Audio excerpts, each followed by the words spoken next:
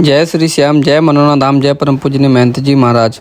अगर आप आना चाहते हैं मनोना धाम, तारीख नोट कीजिएगा। देखिए, मार्च, अप्रैल, मई, जून, जुलाई तक अगर आप कभी भी आ रहे हैं तो आपके लिए बहुत ही ज़्यादा सावधानी बरतनी है। क्या क्या सावधानी बरतनी है वो सारी जानकारी इस वीडियो में मैं आपको दूंगा, क्योंकि बहुत सारे लोग नए आते हैं। बहुत सारे लोगों को ये नहीं पता कि आखिरकार मनोना धाम के कहाँ पे स्थित है, यहाँ पे आके हमें टोकन कहाँ से लेना है और किस टाइम टोकन मिलते हैं, किस टाइम नहीं मिलते हैं, महाराज जी किस समय बैठते हैं, किस समय नहीं बैठते हैं। साथ ही साथ हम आपको ये भी बताएंगे इस वीडियो में कि आखिरकार हमें अगर पहली बार मनोना धाम आ रहे हैं तो कैसे आ सकते हैं, सबसे पहले हमें कहाँ आना पड़ेगा, या फिर महाराज जी से हमें मिलना है तो वो किस टाइम हमें आना ठीक रहेगा, या फिर महाराज जी हमें कब मिल पाएंगे कब नहीं मिल पाएंगे। क्योंकि महाराज जी कुछ दिन, एक हफ्ते में 2 दिन के लिए नहीं बैठते, तो वो कौन कौन से दिन है वो भी जानना आपके लिए बहुत ज़्यादा ज़रूरी है। क्योंकि बहुत सारे लोग ऐसा होता है काफ़ी दूर से आते हैं, उसके बाद उन्हें महाराज जी नहीं मिल पाते हैं। तो ऐसा ना हो कि आप अगर 2000 किलोमीटर या 1000 किलोमीटर या 400-500 किलोमीटर या देखो कि जितना भी अगर आप पैसा खर्च करके आ रहे हैं तो आप लोग कभी भी आएँ तो आप लोगों का जो यहाँ पे आके आना सफल हो जाए।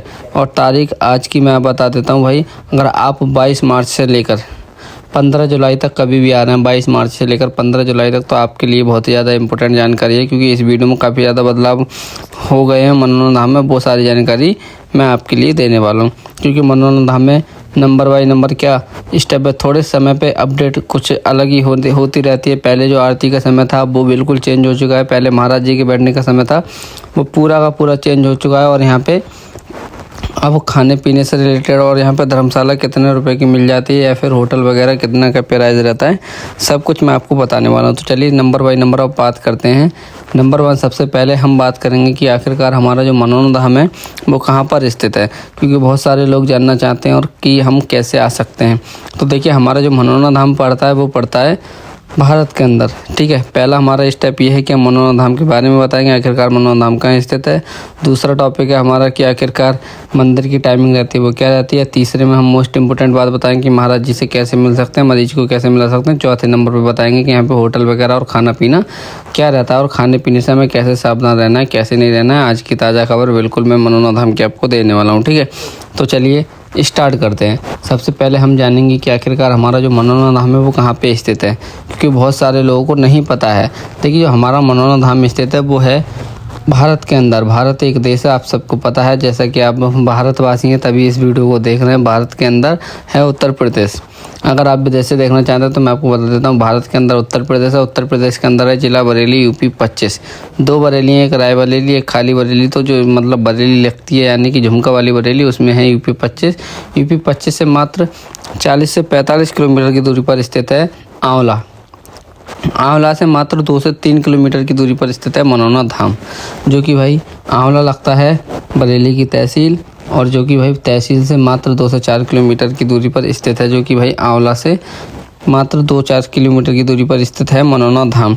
पूरा एड्रेस हो गया कि अगर बरेली से अगर आप जाएंगे तो बरेली से मात्र 30 से 40 किलोमीटर पड़ेगा। और बात करी जाए कि आप लोग कैसे आ सकते हैं, तो अगर आप बाई ट्रेन आना चाहते हैं तो सबसे पहले आपको बरेली ही आना होगा, क्योंकि बरेली के अलावा यहाँ पे और कोई रूट है नहीं। अगर आप दूसरी साइड से आना चाहते हैं तो वो भी आ सकते हैं, यानी कि अगर बदायूं साइड से आना चाहते हैं तो फिर सबसे पहले आपको बदायूं और या फिर अब चंद्रसी बिसौली होके भी आ सकते हैं।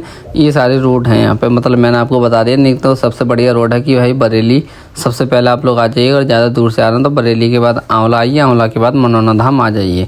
ये है यहाँ का पूरा एड्रेस। ठीक है, तो ठीक है, ये हो गया कि हमें कैसे आना है कैसे नहीं आना है। अब हम दूसरे टॉपिक पे बात करेंगे कि आखिरकार जो मंदिर की टाइमिंग रहती है वो क्या रहती है। क्योंकि पहले जो मंदिर की टाइमिंग थी वो कुछ और थी और अब जो है कि वो कुछ और हो चुकी है। अब वाली टाइमिंग जानना बहुत ज़रूरी है, क्योंकि बहुत सारे अब बदलाव किए गए हैं टाइमिंग को लेकर के। पहले जो मंदिर जिस समय खुलता था वो उस समय वो बिल्कुल भी नहीं खुलता है। अब बिल्कुल ही अपोजिट टाइम हो चुका है। जैसा कि कुछ लोगों को नहीं पता है कि शायद हमारा मनोना धाम अब किस समय सुबह के समय में खुलता है, किस समय शाम को समय में खुलता है, और किस समय से किस समय तक मंदिर के कपाट दिन में बंद रहते हैं। ठीक है ना, तो चलिए मैं आपको बता देता हूँ। तो कि आपके जो मंदिर सुबह के समय में खुलता है वो खुलता है सुबह के समय में 7 बजे। 7 बजे मंदिर के कपाट खुल जाते हैं। 7 बजे मंदिर की आरती हो जाती है अब के समय में। पहले जो होती थी वो 8 बजे होती थी, अब 7 बजे मंदिर की आरती होती है। 7 बजे आरती होने के बाद मंदिर जो खुला रहता है 7 बजे से लेकर 1 बजे तक मंदिर के आप कभी भी दर्शन कर सकते हैं।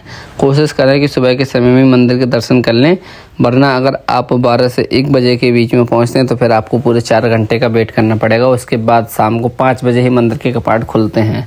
अगर शाम की आरती में आप सम्मिलित होना चाहते हैं तो आपके लिए वेट करना पड़ेगा और 1.5 घंटा। कपाट खुलने के बाद मंदिर की शाम की जो आरती होती है वो होती है अब 4:30 बजे, वो 4:30 की 6:30 बजे, सॉरी 6:30 बजे मंदिर की आरती होती है। 6:30 बजे से आप मंदिर की आरती में सम्मिलित होकर महाराज जी के हाथों का छींटा ले सकते हैं जल का। ये हो गई भाई शाम की समय की टाइमिंग। और शाम को जो मंदिर के कपाट 5 बजे खुल जाते हैं, 6:30 बजे आरती हो जाती है और नेक्स्ट पुनः मतलब शाम को रात के 9 साढ़े 9 बजे तक मंदिर के कपाट बंद हो जाते हैं। तो इससे पहले आपको दर्शन कर लेने हैं। तो आपके जो है कि मंदिर की टाइमिंग बता दी। अब सबसे बेस्ट जो टाइमिंग बताने का समय आ चुका है, जो कि आप सब जानना चाहते हैं कि आखिरकार हम महाराज जी से कैसे मिल सकें और महाराज जी वाली लाइन में मतलब कैसे लगते हैं और टोकन हमें कहाँ मिलता है। तो देखिए, सबसे पहले अगर आप महाराज जी से मिलना चाहेंगे तो उनके लिए ये 2 शर्तें हैं कि सबसे पहले आपको मंदिर के दर्शन करने हैं। मंदिर के दर्शन करने के बाद आपको श्याम जल खरीदना है। श्याम जल खरीदने के बाद लाइन में लग जाना है। हो आज क्या ही झमियाँ आ रही हैं। तो ठीक है, शाम को 7 बजे वो क्या कहते हैं, सुबह को 8:30 बजे से महाराज जी बैठते हैं। ठीक है, 8:30 बजे से महाराज जी बैठते हैं और सभी भक्तों के लिए आशीर्वाद देते हैं। तो आपको जल खरीदने के बाद महाराज जी वाली लाइन में लग जाना है। सुबह के समय में 8:30 बजे से लेकर के महाराज जी 12 बजे तक बैठते हैं। उसके बाद 12 बजे से उठ जाते हैं, फिर 1 बजे तक लंच करते हैं या फिर आराम करते हैं, जो भी है। उसके बाद क्या कहते हैं 1 बजे से 2 बजे तक बैठते हैं और बाकी जितना पॉसिबल हो सकता है सभी भक्तों के लिए वो देखते हैं। ठीक है ना, सभी को आशीर्वाद देते हैं। ये हो गई सुबह की टाइमिंग।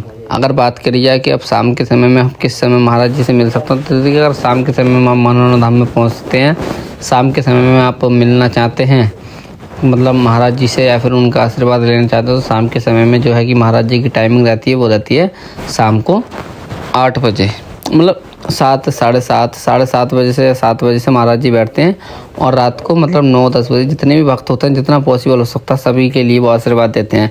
अब बात करी जाए कि हमें टोकन कैसे मिलता है, कब मिलता है, किसके लिए मिलता है, किसके लिए नहीं मिलता है, क्योंकि टोकन का बहुत लंबा झाड़ हो रखा है। सब मतलब कि आपको ऑफलाइन टोकन कैसे लेना है, ऑनलाइन कैसे लेना है। देखिए, अगर आप ऑनलाइन टोकन लेना चाहते हैं तो उसकी भी सुविधा वहाँ पर मिल जाती है। वो आप अपने फ़ोन से ही मतलब ले सकते हैं। एक ऑनलाइन ऐप चलाया गया है, उस ऐप से जाकर आप टोकन ले सकते हैं। बाकी अगर ऑफलाइन लेना चाहते हैं तो एक दिन में 150 टोकन बढ़ते हैं मॉर्निंग टाइम में, और शाम के समय में 120 बढ़ते हैं ऑफलाइन टोकन। अगर ऑनलाइन की बात करी जाए तो शाम के समय में भी 100 ही और सुबह के समय में भी 100 ही। देखिए, महाराज जी सुबह के समय में मैंने टाइमिंग बता दी और रात के समय की भी टाइमिंग बता दी। महाराज जी से आप अपने मरीज को मिलाना चाहते हैं तो वो आपके लिए टोकन लेना ही बेहतर है, क्योंकि टोकन आप यहाँ पे काफ़ी समय लग जाता है। टोकन लेने में भी कभी कभी तो कई घंटे का समय लग जाता है, तब कहीं जाकर टोकन मिल पाता है। ठीक है ना, मैंने ये सारी जानकारी आपको बता दी कि महाराज जी से टोकन वगैरह से कैसे मिल सकते हैं।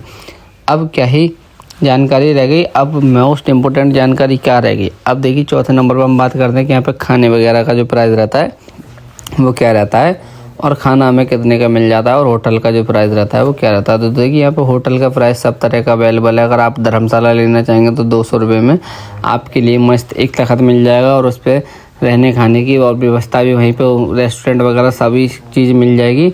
साथ ही साथ मैं आपको बताना चाहता हूँ कि अगर आप श्याम जल ऑर्डर करना चाहते हैं तो इस जो स्क्रीन पर नंबर चल रहा है उससे आप श्याम जल ऑर्डर करके अपने घर तक मंगा सकते हैं, चाहे आप किसी भी कोने में रहते हैं भारत के। ठीक है ना, क्योंकि बहुत सारे लोग नहीं आ पाते तो श्याम जल ऑर्डर करके मंगा सकते हैं। जितना आपका चार्ज जाएगा, कोरियर चार्ज जाएगा, और बाकी आप प्रसाद वगैरह जो फिर जैसे जो मंगाना चाहेंगे उसके हिसाब से आपके लिए पे करना है। ठीक है, ये भी मैंने आपको बता दिया।